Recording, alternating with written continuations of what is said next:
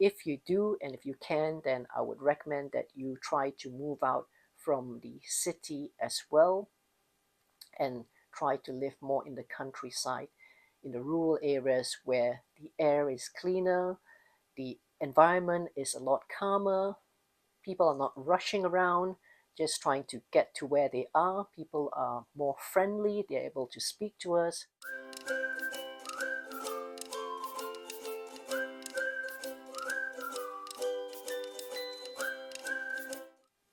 How to have natural glowing skin.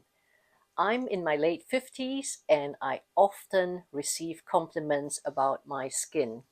Now, what you see is what you get. I'm not wearing any makeup, I'm not wearing any concealers. This is how I am most of the day. Yes, I do put on some creams just to moisturize my skin. However, as I've explained before, that the natural glowing skin that you see is a reflection of the health internally. So how do you have natural glowing skin? Watch further and do give me a thumbs up, like on this video as well, and share it with your friends. What do I do on a daily basis? I take a potency guaranteed vitamin C supplement along with other supplements that are potency guaranteed.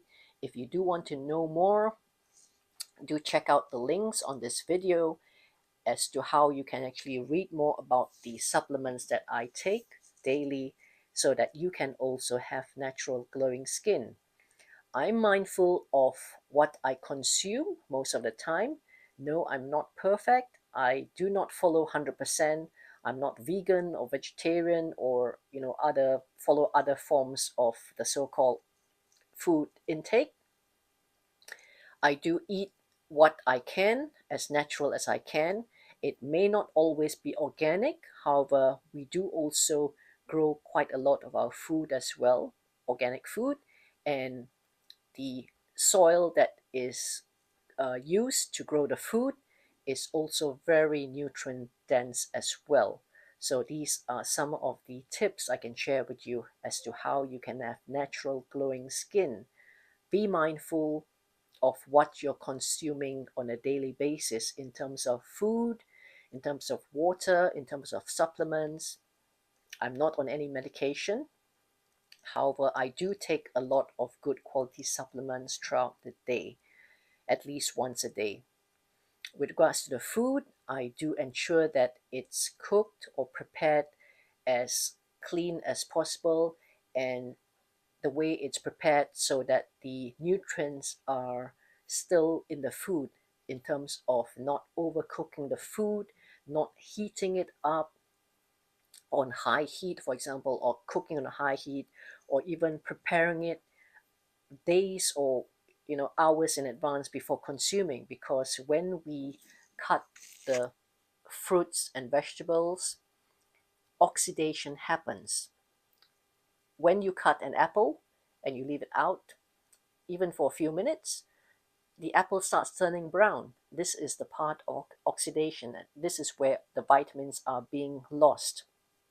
So do prepare your food as fresh as you can. Only when you're ready to consume should you actually be preparing the food. What else do? I do also use good quality skincare products such as moisturizers and cleansers as well. And if you want to know more as well, the links are in the comments below as well. So these are some of the tips that I can share with you. Other than that, also ensure that you're not exposed to unnecessary pollution. Pollution from vehicles, for example. I do not live in the city and I chose not to live in the heart of the city because of that. We live more in the countryside where the air is cleaner, there are trees around, so that when we sleep, the trees produce oxygen at night as well. And it is a lot calmer where we are. Yes, we may not be in control oftentimes of where we live. Many people choose to live in the city because, especially the younger people, they tend to like the lifestyle, the hustle and the bustle. However, if you do and if you can, then I would recommend that you try to move out from the city as well and try to live more in the countryside, in the rural areas where the air is cleaner, the environment is a lot calmer, people are not rushing around just trying to get to where they are. People are more friendly, they're able to speak to us, stop and have a little chat before rushing to their appointments most of the time. All this also helps. And also, if you're smoking or you're drinking, then we recommend that you stop doing that so that you can also manage what you're putting into your body, the harmful chemicals that are going into your body that is affecting the health of your skin. So I hope you found this video useful. Do give me a thumbs up, like this video, and before you go, we also have a free guide on psoriasis, or how we helped a lady who had been suffering from psoriasis for over 40 years.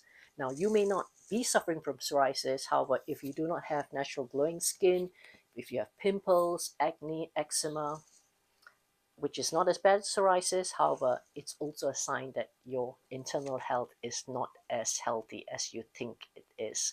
So do get in touch with us if you want to know more. Book in for a free consultation, chat with us so that we can guide you further.